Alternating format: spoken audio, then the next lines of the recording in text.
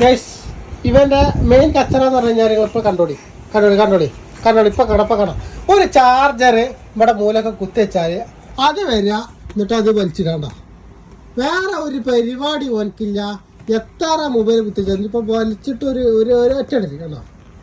ഇതാണ് അവസ്ഥ. എന്നിട്ട് ആ ചാർജർ കൊണ്ടുപോവുക, അത് ഏറ്റി കളിച്ചുക, എന്നിട്ട് അതെടുത്തുകാണ്ട് സിമ്മ് ഇവിടെയുള്ള സമയത്താണെച്ചെങ്കിൽ സിമ്മിൻ്റെ തലക്ക് ഒറ്റ അടി അടിച്ചു. അതേമാതിരി ചാർജർ തിന്ന ഈ വക പരിപാടി ഈ ചെക്കന് നേരെ ഇപ്പം രാത്രി 12 മണിയായിക്കൂടെ ഇപ്പോഴും ഉറങ്ങാനായില്ല.